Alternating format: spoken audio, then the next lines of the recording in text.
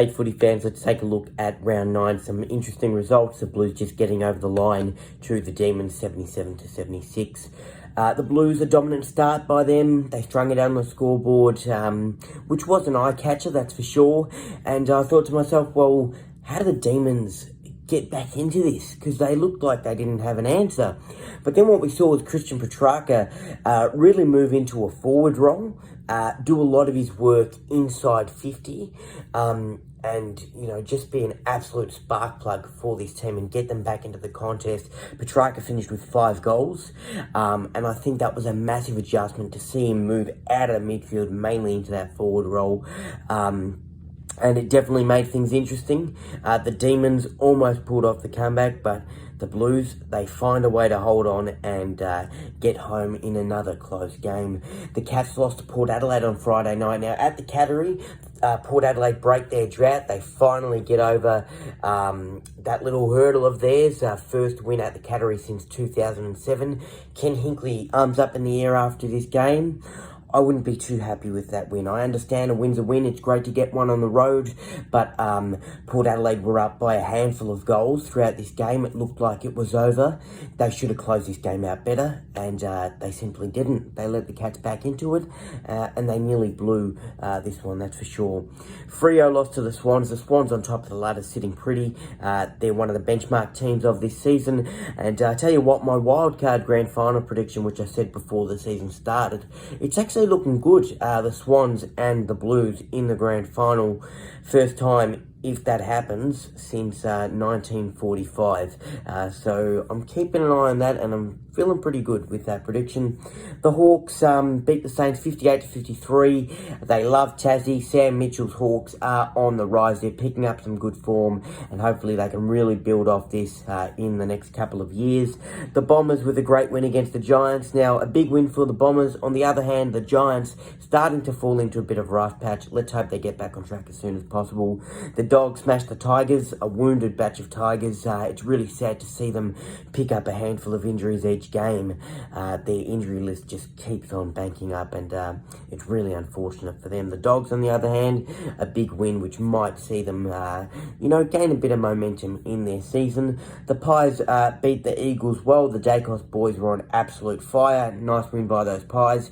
And the Crows and the Lions, well, they share the points as their game ended 90 apiece. Folks, my GMP of the round, starting off with my goal of the round, and it goes to Adam Treloar, straight onto the boot out of nowhere. Insane goal, ridiculous angle, so tight on the boundary. Tim English served it on a silver platter to him, and this was definitely unexpected from Adam Treloar, who had a massive game with disposals, but this goal definitely took the chocolates. Definite goal of the year contender, and as I mentioned, just an insane goal. I think he was very impressed with that, that's for sure. My mark of the round, well, goes to a player who's definitely on the rise in his career, and he's going to be a future star.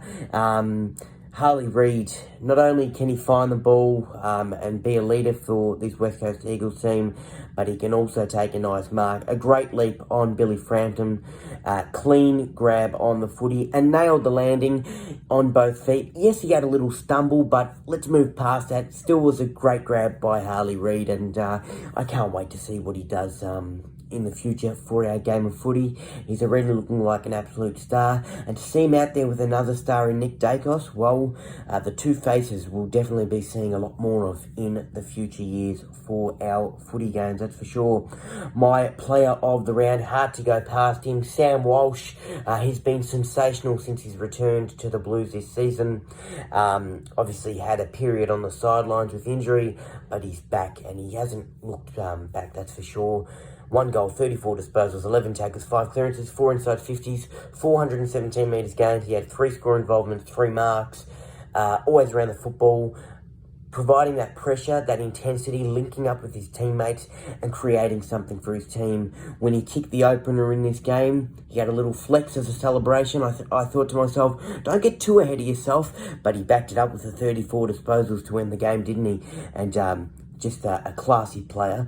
And for the Blues, looking good. Despite the heart rate for the fans going up and down throughout the 4 quarters, it's still good to see them getting the wins, no matter how they come, that's for sure. Folks, round 10 is going to be another great round of football. The first round of Sir Doug Nicholls' round, obviously Sir Doug Nicholls' round spread across round 10 and 11, and it all starts on Thursday night when the Suns take on the Cats in Darwin. I'm going with the Suns for an upset. I think they'll win by 11 points. Going to be another great round of football. Hope you enjoy it. I definitely will. And as always, you gotta love footy. If you like that recap, make sure to give it a thumbs up, comment down below your thoughts on the previous round, and if you haven't already, subscribe to my YouTube channel. And for more of my content, make sure to follow my Facebook page and also my Instagram page. Plenty of more sports updates on there.